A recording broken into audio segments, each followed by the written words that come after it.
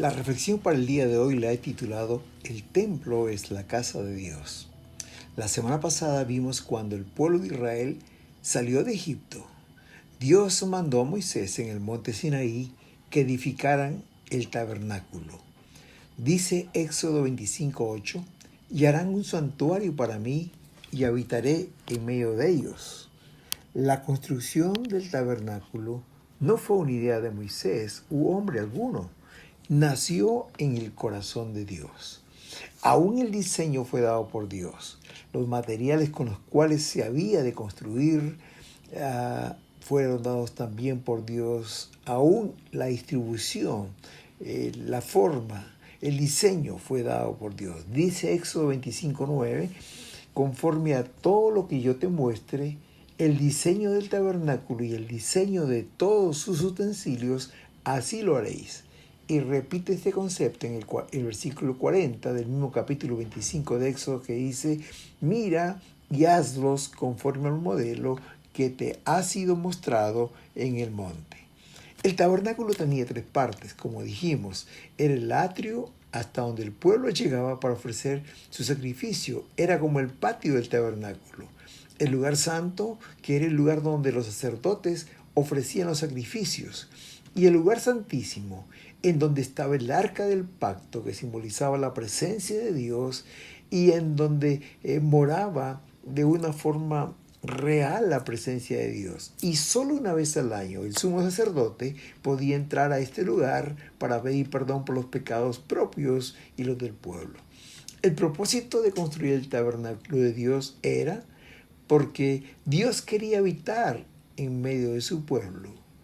Sobre el tabernáculo de día había una nube y de noche una columna de fuego, lo cual significaba la presencia visible de Dios. Por otro lado, en el lugar santísimo estaba el arca del pacto, que significaba la presencia de Dios. El segundo propósito era que allí sería el lugar de encuentro entre Dios y Moisés. Allí hablaría con Moisés cara a cara. Cuando Dios quería decirle algo a Moisés, se reunía en el tabernáculo y dice que la nube bajaba a la puerta del tabernáculo hasta que ellos terminaran de hablar. Y el tercer propósito era que sería el tabernáculo la guía que Dios usaría para dirigir al pueblo de Israel. Cuando la nube, dice la palabra, se desplazaba, el pueblo salía y seguía según la nube los dirigía. Como dijo Dios, el tabernáculo era el santuario movible en donde habitaría la presencia de Dios. Y fue usado por más o menos 400 años, un poco más. Y cuando Israel llegó a la tierra prometida, en el tiempo de los jueces, el tabernáculo se estableció en la ciudad de Silo. Y allí Elí y sus hijos guardaban el arca del pacto. Fue ahí donde fue a orar Ana, cuando estaba pidiéndole a Dios un bebé.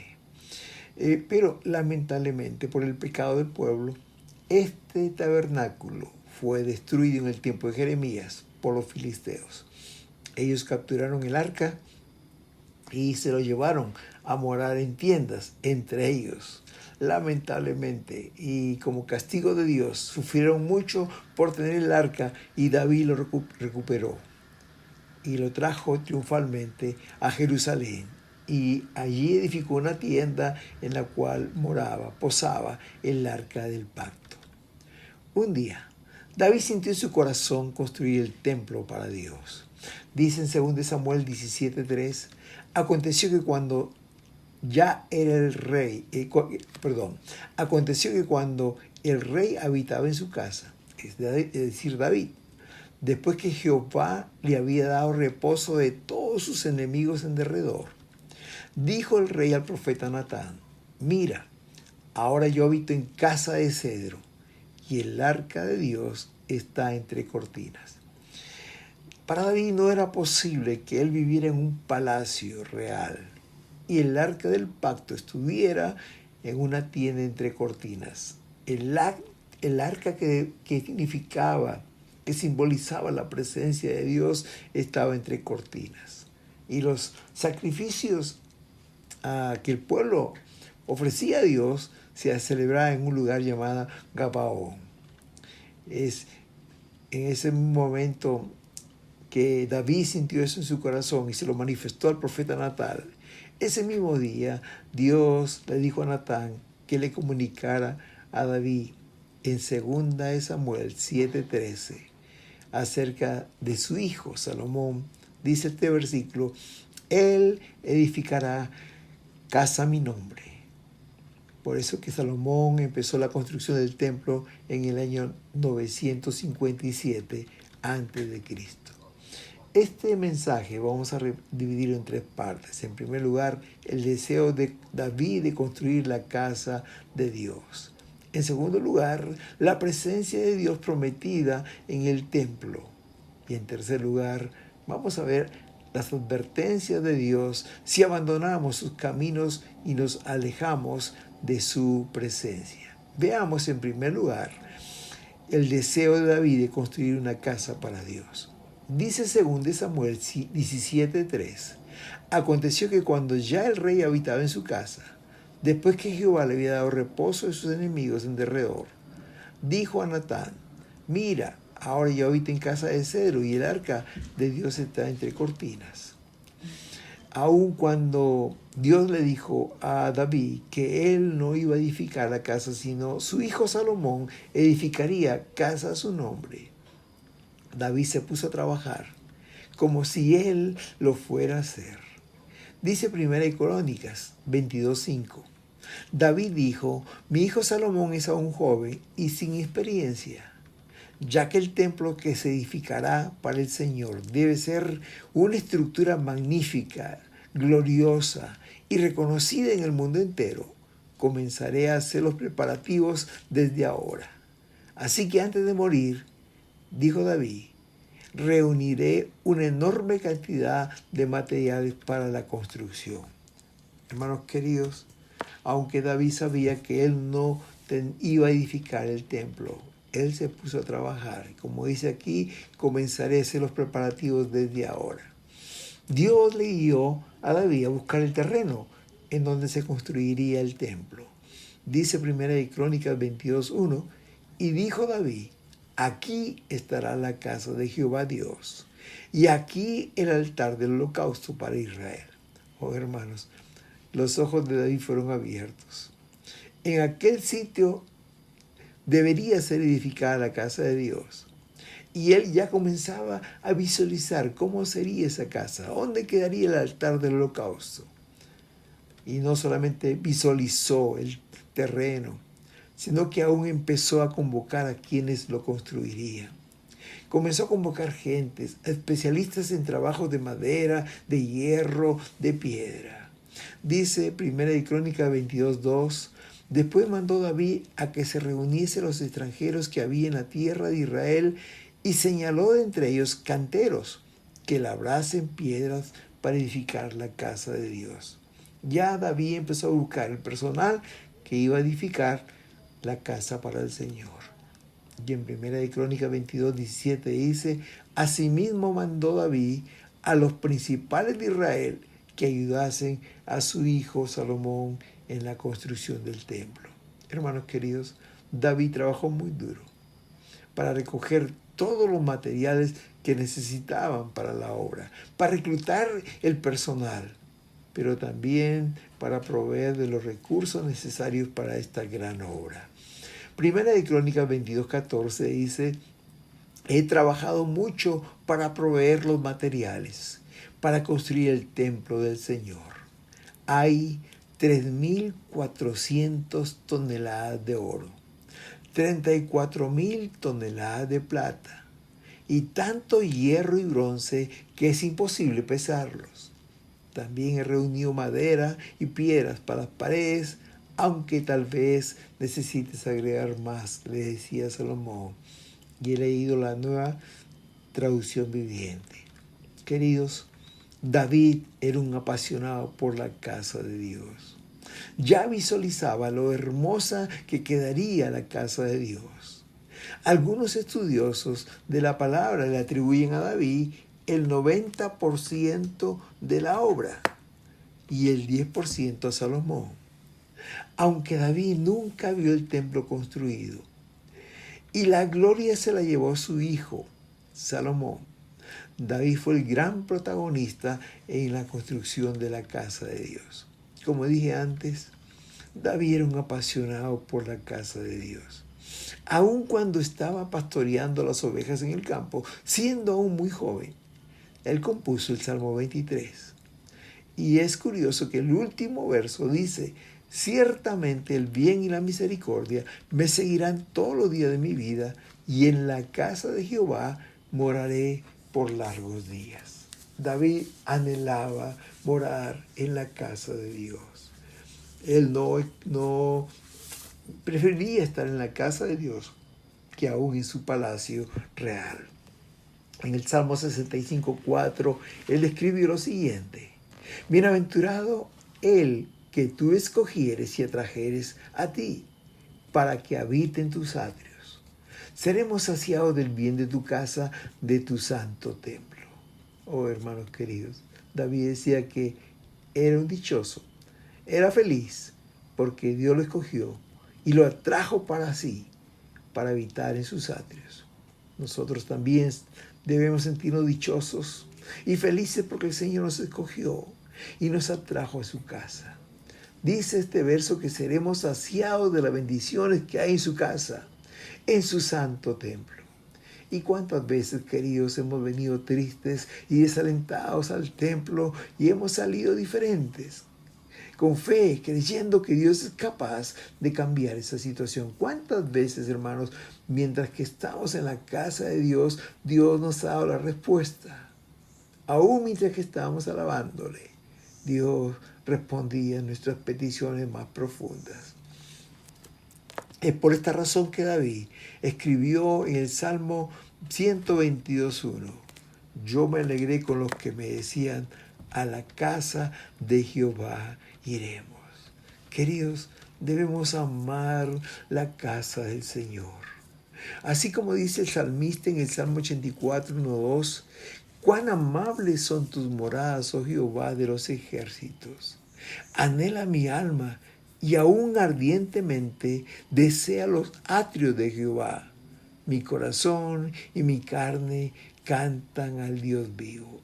Oh, hermanos, qué hermosa es la casa de Dios. Cuán amables son tus moradas, decía el salmista. Mi alma anhela y aún ardientemente desea los atrios de Jehová. Oh, queridos, qué pasión por la casa de Dios.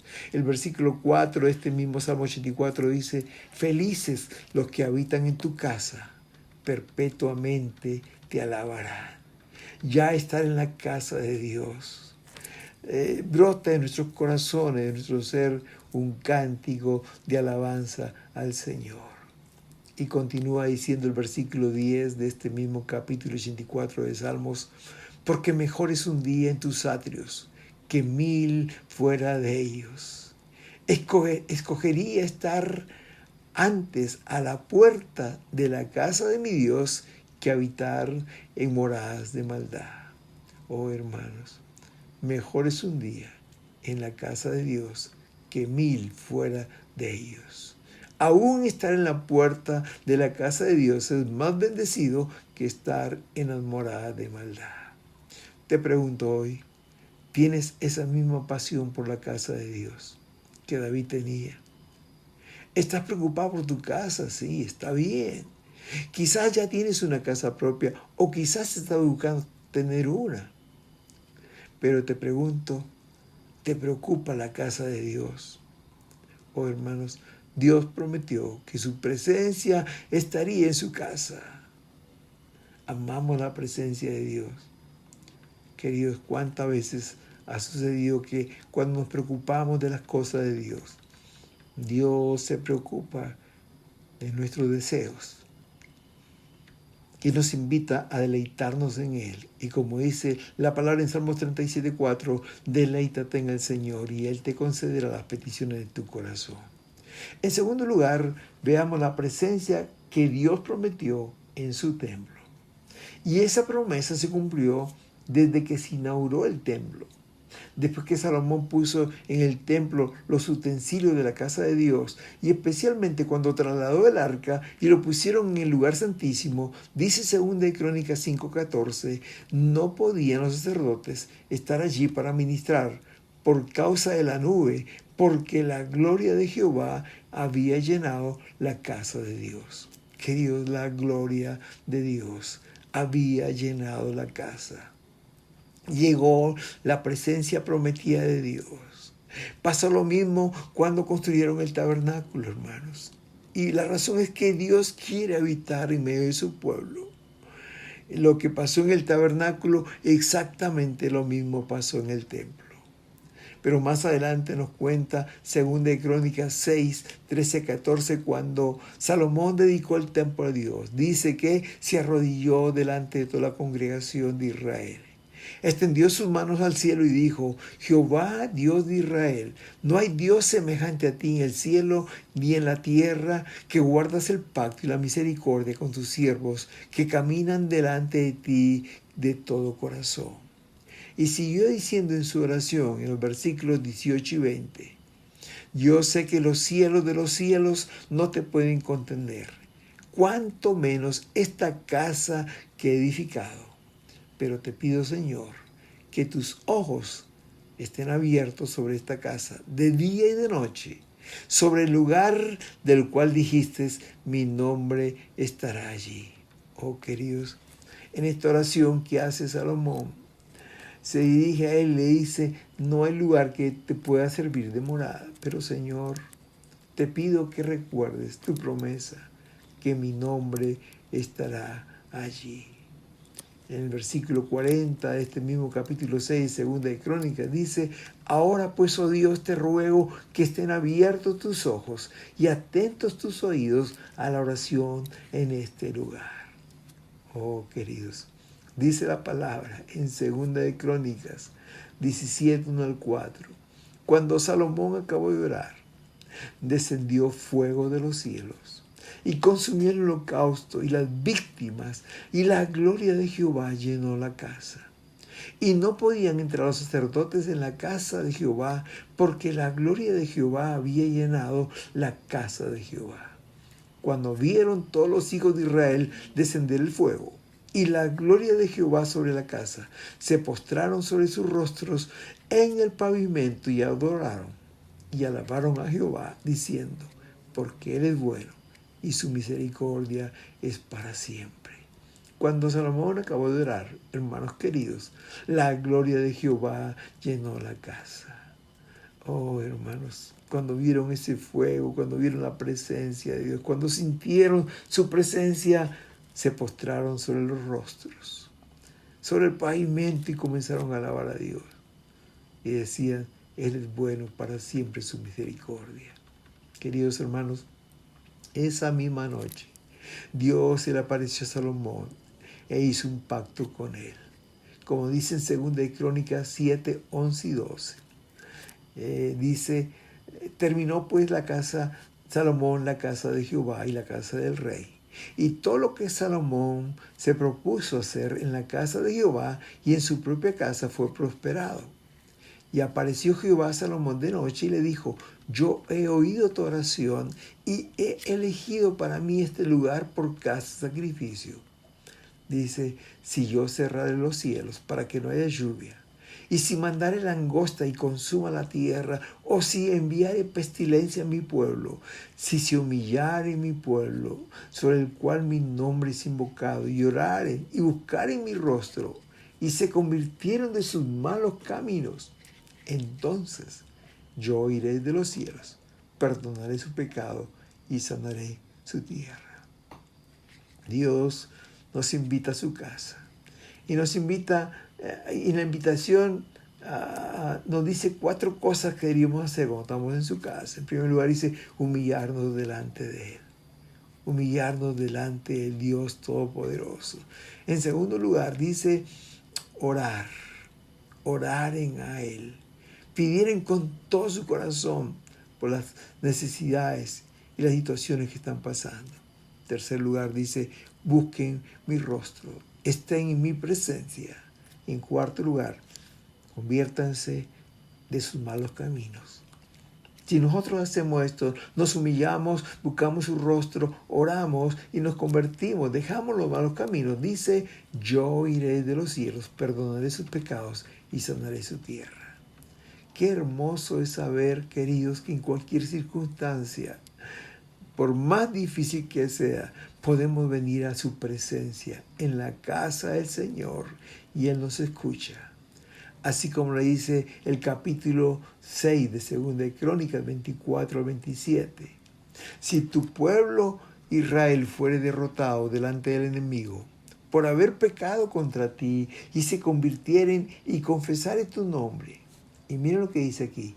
Y rogare delante de ti en esta casa, tú oirás desde los cielos y perdonarás el pecado de tu pueblo Israel y les harás volver a la tierra que diste a ellos y a sus padres. Sí, Israel fue derrotado, pero si rogares delante de ti en esta casa, dice Salomón, tú oirás de los cielos y perdonarás. Versículo 26 dice algo similar, pero habla de la sequía, habla de la escasez. Aquí dice que si los cielos se cerraren y no hubiera lluvias. La falta de lluvia es sinónimo de escasez, de sequía, de esterilidad. Dice, si Dios no hubiere lluvias por haber pecado contra ti, y si oraran hacia ti, hacia este lugar, y confesaran tu nombre, y se convirtieran en sus pecados, cuando los afligieres, tú oirás en los cielos, y perdonarás el pecado de los siervos de tu pueblo Israel.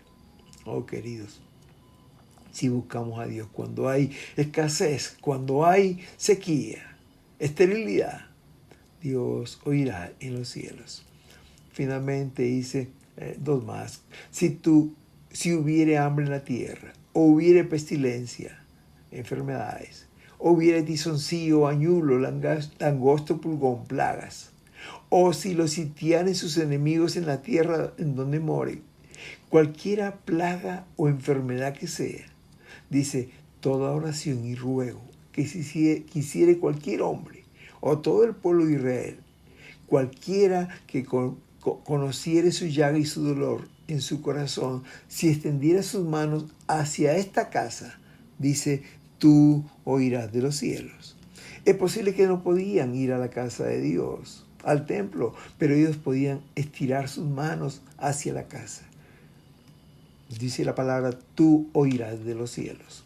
Y finalmente, y si tu pueblo, versículo 34, salir en la guerra contra sus enemigos por el camino que tú le enviares, y oraren hacia ti en esta ciudad que tú elegiste, hacia la casa que he edificado tu nombre, tú oirás de los cielos su oración y ruego y ampararás su causa. Queridos, Dios ha prometido su presencia en su casa. Él dijo, mi nombre estará allí, según de Crónicas 6:20. Qué bueno es saber que en cualquier circunstancia podemos venir a su presencia y Él escuchará nuestra oración. Él perdonará nuestro pecado. Él cambiará esa realidad que nos aflige. Gracias al Señor. Lo que pasó con el tabernáculo, lo mismo pasó con el templo de Salomón. Su presencia lo llenó todo. Uno mayor que el templo, el gran templo de Salomón moraba ahí y era la presencia de Dios. Y hermano, lo que pasó con el tabernáculo y la casa de Dios también lo pasa en su casa, la casa de Dios, hasta que Cristo venga. Jesús dijo en Mateo 21:13 y les dijo, escrito está, mi casa, casa de oración será llamada. Qué hermoso es saber que podemos ir a la casa de Dios y postrarnos delante de Él y buscar su rostro y pedirle por nuestras necesidades. Él oirá desde los cielos cada oración. En tercer y último lugar, la advertencia de Dios si abandonamos sus caminos y si nos alejamos de su presencia. Dios hizo una advertencia a Salomón y al pueblo de Israel, por supuesto, en 2 de Crónicas 7, 15, 22. Dice el versículo 15, ahora estarán abiertos mis ojos y atentos mis oídos a la oración en este lugar, porque ahora he elegido y santificado esta casa para que esté en ella mi nombre para siempre, y mis ojos y mi corazón estarán ahí para siempre. Pero además Dios le dio a Salomón esta advertencia. Versículo 17. Y si tú anduvieres delante de mí como anduvo David tu padre, e hicieres todas las cosas que yo te he mandado, y guardares mis estatutos y mis decretos, yo confirmaré el trono de tu reino, como pacté con David tu padre. En otras palabras, lo que le está diciendo es, si obedecieres mis estatutos y decretos, yo te voy a bendecir siempre. Y dice el versículo 19, si vosotros os volvieres y dejares mis estatutos y mandamientos, si me dieres la espalda, si no obedecieres los mandamientos que he puesto delante de vosotros, y fuereis y sirviereis a dioses ajenos y los adorareis, yo os arrancaré de mi tierra que os he dado. Y esta casa que he santificado a mi nombre, yo lo arrojaré de mi presencia, y la pondré por burla y escarnio de todos los pueblos. Y esta casa que es tan excelsa será espanto a todo el que pasare y dirá, ¿por qué ha hecho así Jehová a esta tierra y a esta casa? Y se responderá, por cuanto dejaron a Jehová Dios de sus padres, que los sacó de la tierra de Egipto, y han abrazado dioses ajenos y los adoraron y los sirvieron. Por eso Él ha traído todo este mal sobre ellos. Hermanos queridos, el templo de Salomón fue construido en 1957. Hemos visto cómo la presencia del Señor llenó ese lugar. No solo era hermoso, imponente, maravilloso, sino que lo más importante es que ahí moraba la presencia de Dios. Pero lamentablemente, queridos, Israel le dio la espalda a Dios. Se fue tras dioses ajenos, tras esos dioses de los pueblos paganos. Hermanos, Israel se rebeló contra Dios, pecó contra Dios, y aunque los profetas de Dios hicieron lo imposible para que volvieran a Dios, no lograron su cometido. Entonces Dios permitió que el rey de Babilonia, Nabucodonosor, entre los años 604 y 597 a.C., conquistara e invadiera Jerusalén y profanara y saqueara el templo. Oh, queridos, qué triste fue ese día, porque el pueblo de Israel fue llevado cautivo a Babilonia. Los hombres fuertes fueron llevados encadenados, así como también sus hijos, y sus mujeres fueron llevadas arrastradas. Fue un evento muy triste para el pueblo de Israel. Como le dice el Salmo 126, 1 al 3, mientras meditaban ahí en la cautividad, ellos decían, cuando Jehová hiciere volver de la cautividad a Sion, seremos como los que sueñan. Entonces nuestra boca, que está triste, se llenará de risa, nuestra lengua de alabanza. Entonces dirán ante las naciones, grandes cosas ha hecho Jehová con estos. Grandes cosas ha hecho Jehová con nosotros, y estaremos alegres. Oh, queridos, el pueblo estaba triste, llevado cautivo, el templo destruido, arrasado por Nabucodonosor, profanado, robado, saqueado.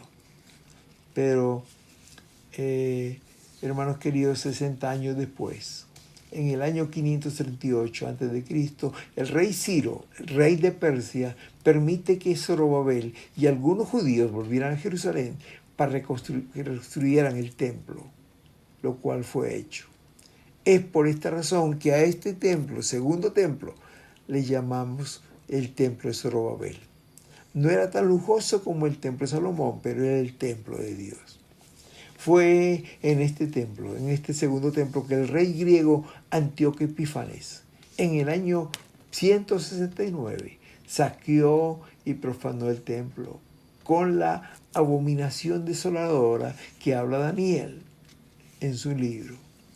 Este hombre, Antíoco, puso una estatua de su dios Zeus cerca del altar de los sacrificios a Dios. y ahí sacrificó cerdos. Oh, qué triste que la casa de Dios sirva para adorar a otros dioses. Gracias a Dios que después el templo fue recuperado. En el año 63 después de Cristo, o antes de Cristo, perdón, los griegos fueron conquistados por los romanos.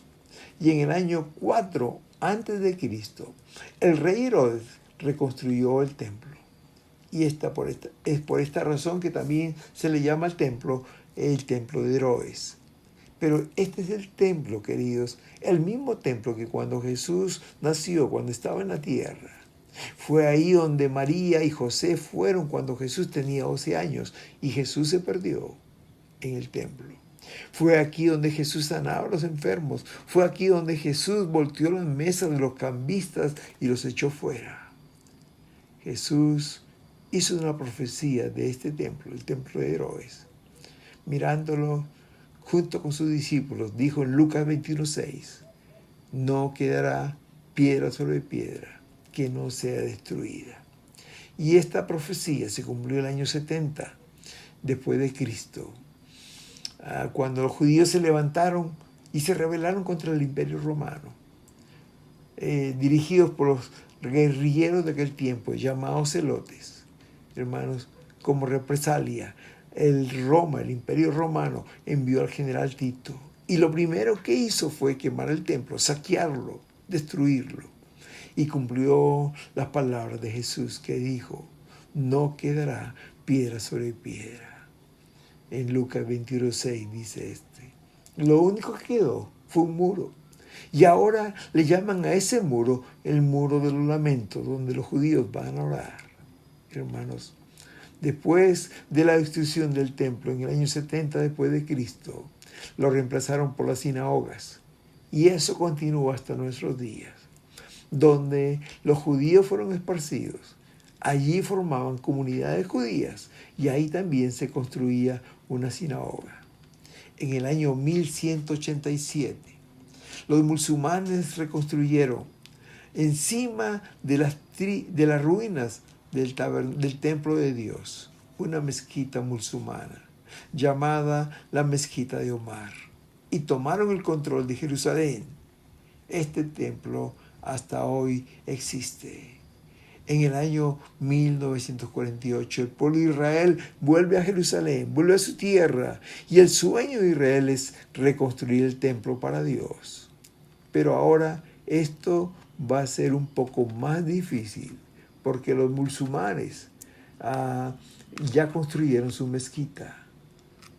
Y para los judíos no es capricho cuando ellos quieren construirlo ahí, porque fue Dios mismo que le indicó que allí debería ser el lugar donde deben construir su templo. Seguro que sin duda, ayudados por Dios, ellos en algún momento construirán el templo, aunque esto les cueste pelea, batallas, guerra contra los musulmanes.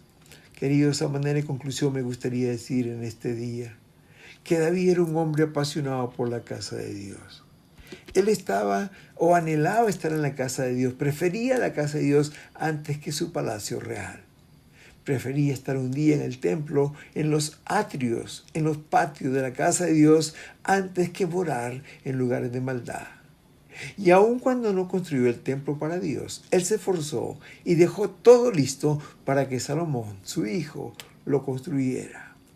Te pregunto en este día, ¿tienes esa misma pasión por la casa de Dios? Te pregunto, ¿deseas estar dentro de sus puertas, dentro de sus patios para alabarle y contemplar la hermosura de su santidad? Oh, que el Señor ponga en nuestros corazones ese amor y esa pasión y ese deseo por estar en la casa de Dios. En segundo lugar, Dios había prometido su presencia en medio de su pueblo y nos invita a buscarle siempre, especialmente cuando estamos pasando por tiempos difíciles. La invitación es que si estamos perseguidos, si estamos enfermos, si hay sequía, hay escasez, si se humilla mi pueblo, sobre el cual mi nombre es invocado, y oran y buscan mi rostro y se convierten de sus malos caminos, yo iré de los cielos, perdonaré su pecado y sanaré su tierra. Queridos, el Señor nos invita a su casa para presentar todas nuestras necesidades, que Él las conoce, pero Él quiere que las presentemos delante de Él en oración, en ruego. Dice la palabra del Señor que Él escuchará nuestra oración, perdonará nuestro pecado y sanará nuestra tierra. Y en tercer lugar, queridos, recordemos, así como Dios quería tener comunión con su pueblo amado, lamentablemente Israel le dio la espalda a Dios y se fue tras otros dioses ajenos de los pueblos paganos. Dios, como consecuencia de su pecado, los abandonó y permitió que aún el templo, su amado templo, su amada casa, fuera profanada. Y ellos fueron cautivos y sufrieron mucho. Si le damos la espalda a Dios, queridos, tarde o temprano nuestro pecado nos alcanzará y hay tristes consecuencias. Dice Apocalipsis capítulo 21 y versículo 3, y con eso terminamos. Y oí una gran voz del cielo que decía: He aquí el tabernáculo de Dios con los hombres, y Él morará con ellos, y ellos serán su pueblo, y Dios mismo estará con ellos, y será su Dios. ¿Quieres ser pueblo de Dios?